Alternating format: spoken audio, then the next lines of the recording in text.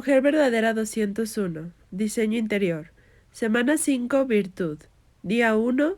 Más del 99,44 entre 100% puro.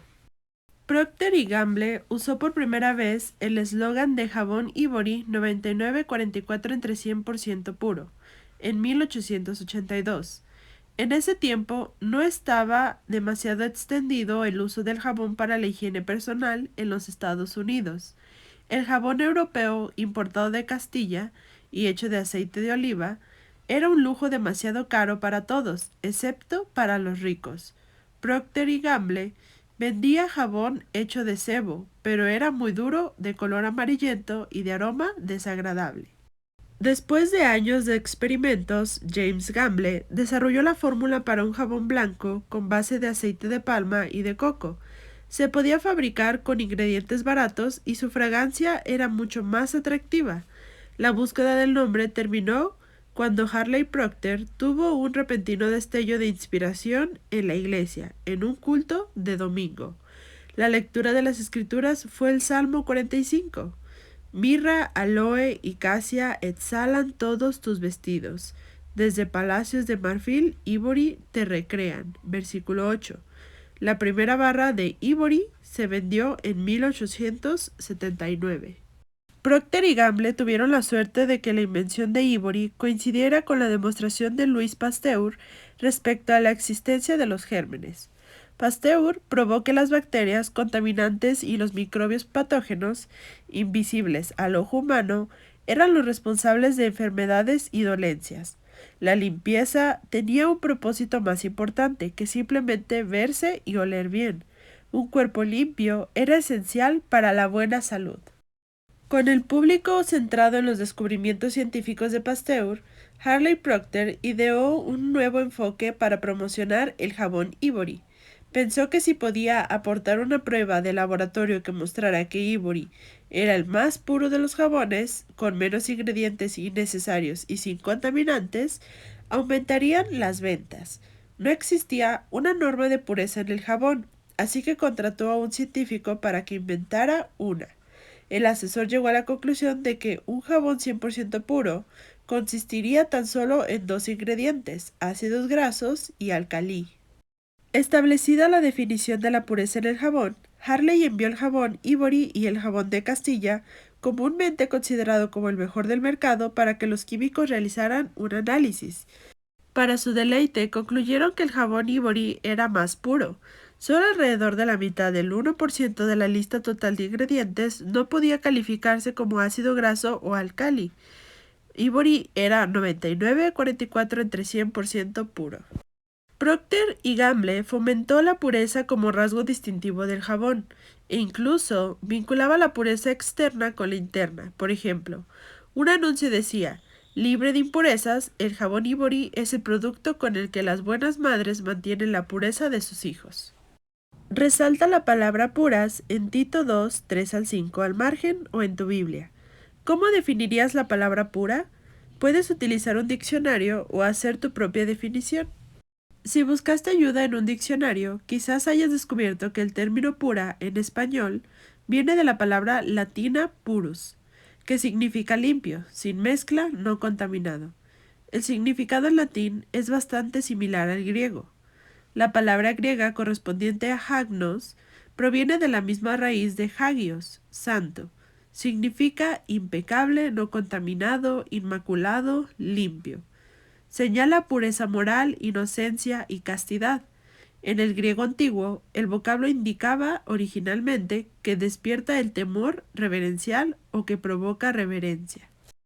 Completa el cuadro identificando qué palabras, frases y referencias de los versículos al margen de la página 126, Job 33:9, 2 de Pedro 3:14, Filipenses 2:15, Daniel 12:10, se corresponden con la definición de puro. Algunas respuestas pueden repetirse. La norma de pureza del 99,44 entre 100% del jabón Ivory parece impresionante. La mayoría de los estudiantes estarían felices de conseguir un 99,44 entre 100% en un examen. Los terapeutas se congratularían si lograran ese índice de mejoría en sus pacientes el 99,44 entre 100% de las veces. Una mujer sería feliz teniendo un diamante sin defectos en un 99,44 entre 100%. No obstante, aunque un 99,44 entre 100% puede parecer muy bueno, sigue sin ser perfecto. Dios es 100% puro, bueno, limpio y perfecto. Su carácter es moralmente excelente. En él no hay mancha, ni imperfección, ni contaminación, ni siquiera en una 10.000ª parte de un poco porcentual. Su justicia es impecable, ilustre y absoluta. Él es santo, santo, santo. Apocalipsis 4:8. Dios quiere que su pueblo entienda de qué trata la santidad, que entiendan que el pecado del tipo, de la forma y del grado que sea es una afrenta infinita a su carácter santo y que no puede haber comunión entre un Dios santo y los pecadores. Pero Él también quiere que sepan que Él es un Dios misericordioso, que ha dispuesto que las personas impías puedan ser purificadas y reconciliadas con Él. En el Antiguo Testamento se comunicaron estas verdades fundamentales y se representaron a través de leyes que Dios estableció para la pureza ritual. En el atrio del tabernáculo había una gran fuente de bronce, un lavatorio, entre el altar y la entrada al interior del templo. Los sacerdotes tenían que lavarse las manos y los pies antes de entrar en el lugar santo y antes de servir en el altar. Éxodo 30, 17 al 21. Era imprescindible que fueran ceremonialmente intachables para acercarse a un Dios santo y sin mancha. Uno de los principales deberes de los sacerdotes era enseñar a los judíos la diferencia entre lo limpio puro y lo impuro sucio. Ezequiel 22:26, Ezequiel 44:23. La pureza ceremonial era lo que cualificaba a las personas para participar en la adoración, una actividad fundamental en la vida del antiguo Israel. Ser ritualmente impuro era un asunto grave, significaba que no podías tener comunión con Dios. Un judío se volvía ceremonialmente impuro mediante el contacto con moho, la infección, la enfermedad, la muerte, la sangre o la secreción corporal. Todo esto representaba la contaminación por el pecado.